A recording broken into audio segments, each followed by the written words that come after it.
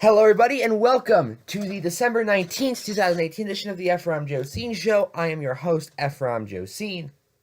Now, if this is the first time you ever watched this show, you should know I'm not a big fan of the president. I talk about him quite a bit, and normally it's in a negative context. I'll be completely honest with that.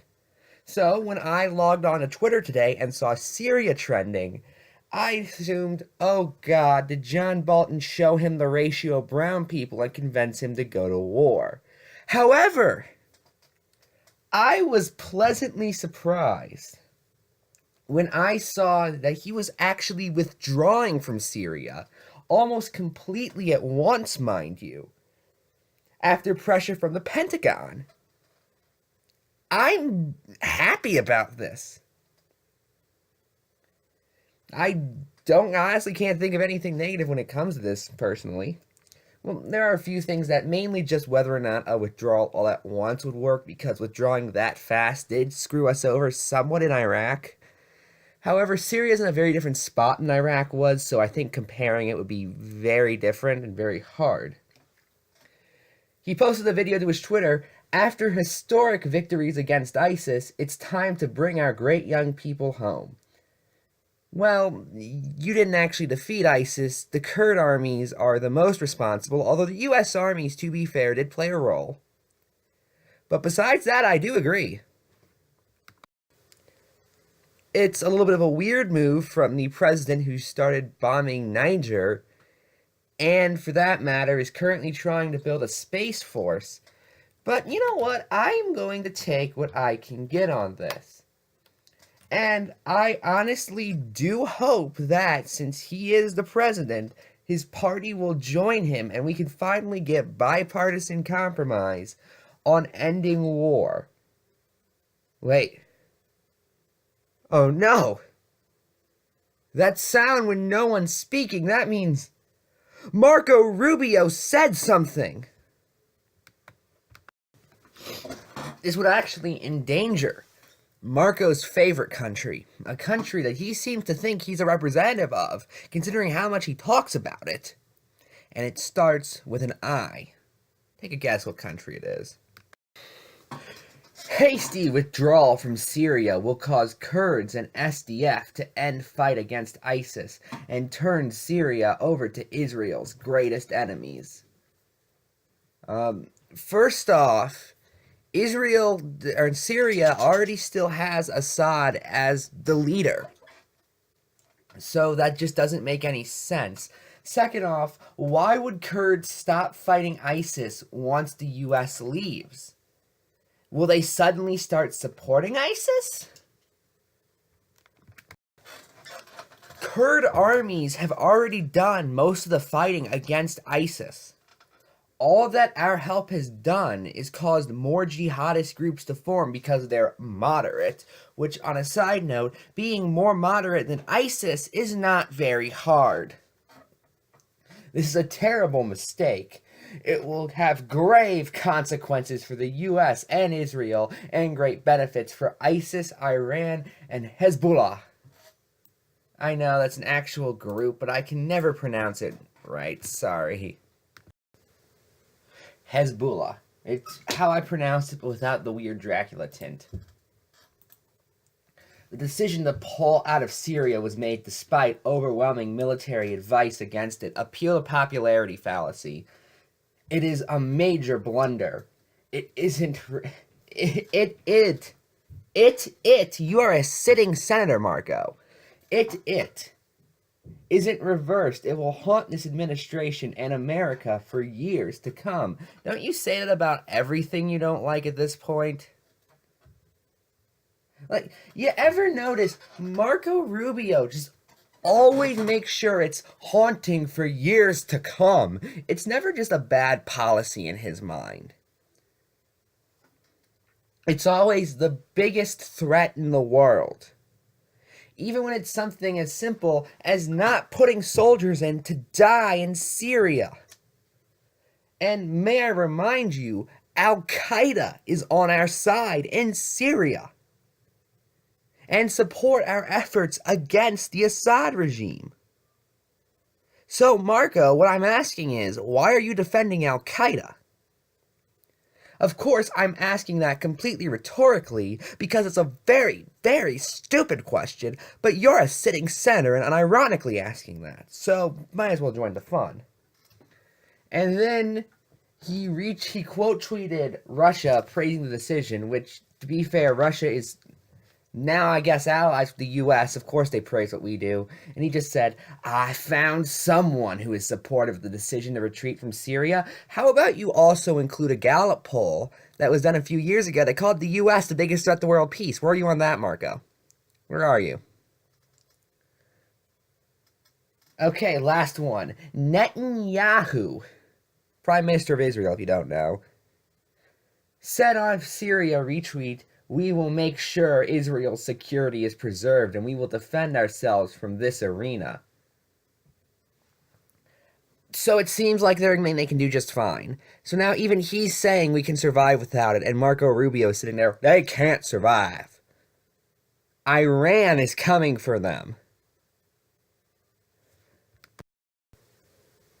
It doesn't matter, for the record, that we have over 100 military bases around Iran. And by the way, we know if Iran even tried to set up one military base in Canada or Mexico, Marco Rubio would call that an offensive move. But we set up 100 around Iran, and that's perfectly fine. You know, why do they have their country around our military bases? And for the record, Marco, I looked up a map for the sake of argument. If Iran wanted to get control of Syria, they would have to go through Iraq, Saudi Arabia, or Turkey first. Which aren't particularly big friends with Iran, if I'm not mistaken, mainly because not very many countries are big friends with Iran at this point. Translation. Hashtag, he's using hashtags now. Israel will now have to step up attack inside hashtag Syria, even if it results in a new war with Hezbollah, and potentially hashtag Iran. So wait, only potentially Iran now? Because, I don't know if you noticed, but Hezbollah primarily operates in Palestine, if I'm not mistaken.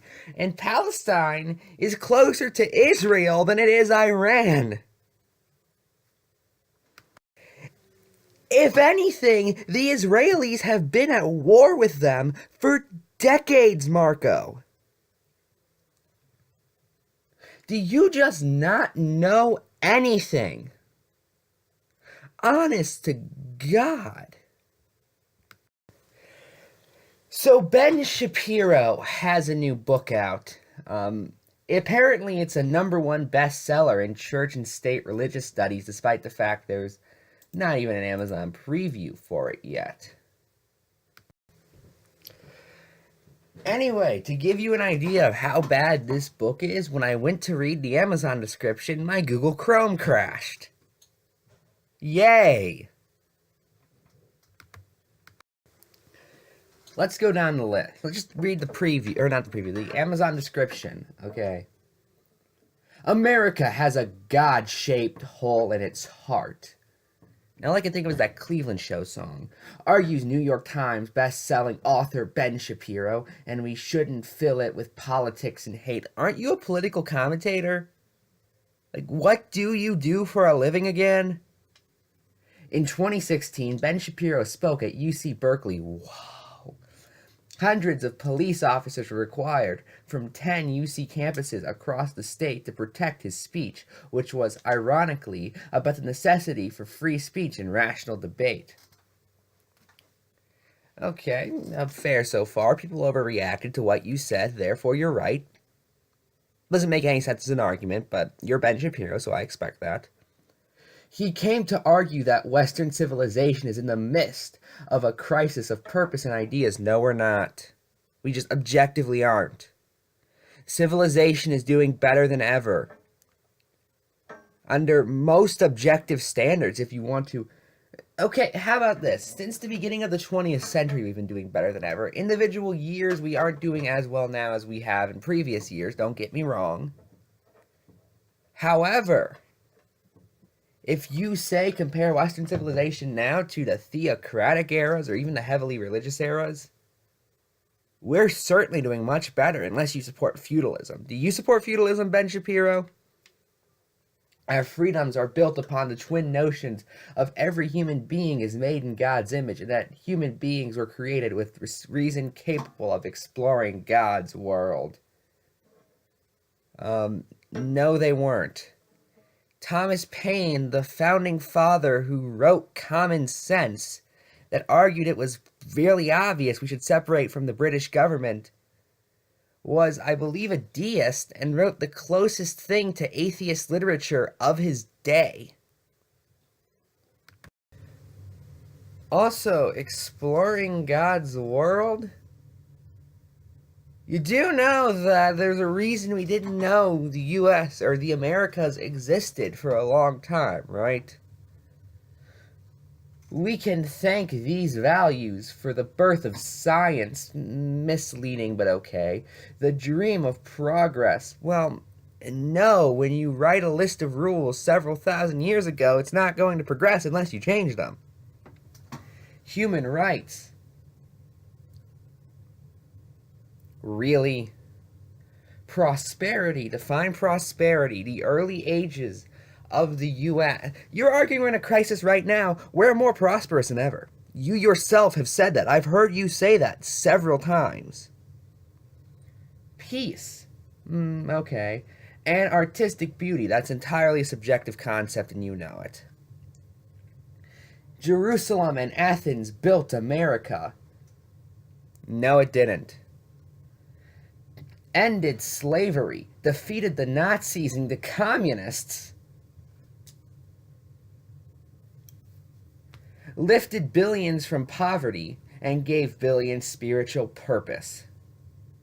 Okay, I get what he's talking about metaphorically, but this just... No. We defeated the Nazis because they attacked us on Pearl Harbor. It's that simple. We did not get involved until they attacked us. Because at the time, the main philosophy was isolationism. Ended slavery is debatable. However, I don't get why you're pointing to Jerusalem as an example.